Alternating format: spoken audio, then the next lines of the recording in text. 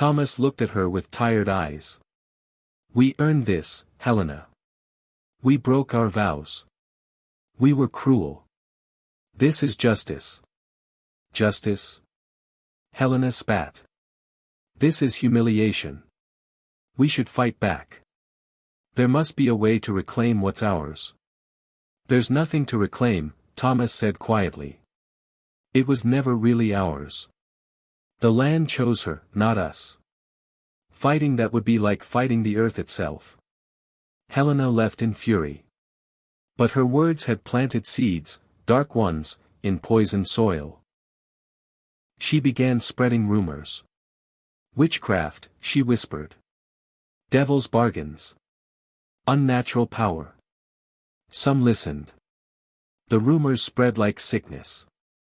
Mercy heard them but said nothing. She continued her work, trusting the truth would prevail.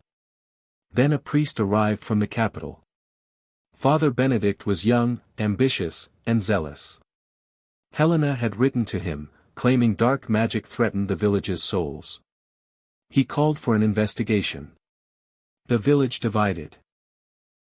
Those who'd benefited from Mercy's leadership defended her. Those who'd lost status, former wealthy families, men who'd abused their power, joined Helena's whispers. Father Benedict demanded to see Mercy's farm. If God blesses this land, there's nothing to fear. If darker powers are at work, they must be cast out. Mercy agreed calmly. Come tomorrow at dawn. See everything. Judge for yourself. That night, she opened her grandmother's book. The pages were blank.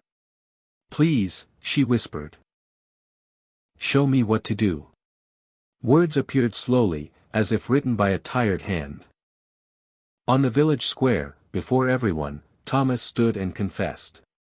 He spoke of his cruelty, his greed, his broken vows. He spoke of throwing his wife and newborn child into winter rain. I was given everything, he said, his voice breaking. Land, wealth, a loving wife.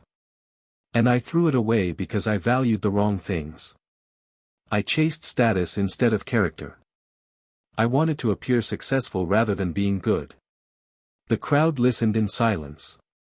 Mercy saved me, Thomas continued. Not just from fever, but from myself. She had every right to let me die. Instead, she showed me what I couldn't understand before, that true power lies in how you treat the powerless. That real wealth is measured in kindness, not gold. He turned to Mercy, tears on his face. I can never repay what I owe you. But I want the world to know, the land chose wisely. You were always worthy. I was the one who had nothing of value. Mercy stood. She walked to Thomas and placed her hand on his shoulder. The land remembers its daughters, she said clearly. But it also forgives its sons. You're welcome here, Thomas. Not as a Cain, but as someone who's learned humility. That's worth more than any name. The village witnessed this exchange. Many wept. The story would be told for generations. Grace married that summer. She chose a young farmer named James who'd courted her patiently for 2 years. He loved the land as she did, understood its language. Their wedding was held in the fields, flowers blooming wild around them. The entire village celebrated. Even Thomas attended, standing quietly at the back, grateful to witness his daughter's joy. Mercy watched Grace dance with her new husband.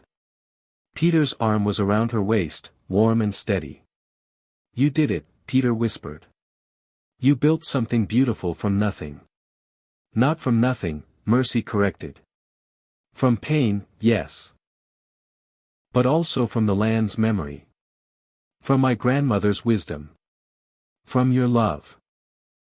That night, Mercy returned to the forest cottage one last time. The book lay open, its pages glowing softly. Final words appeared.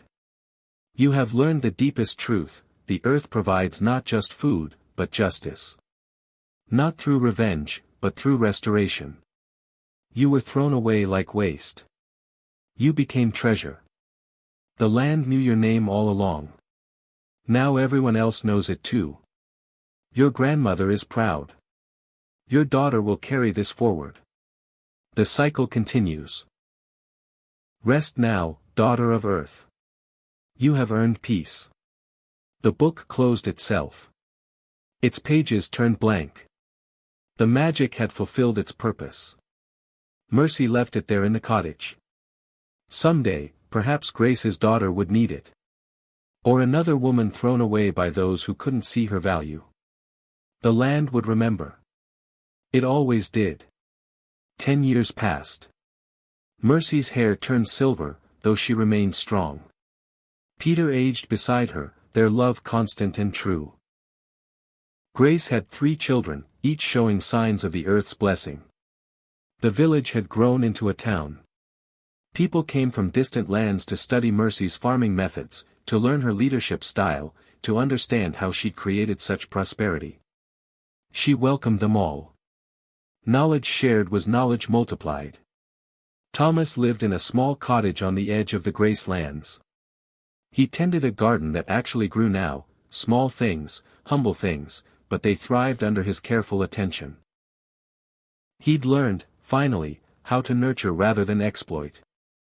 Grace visited him weekly, bringing her children.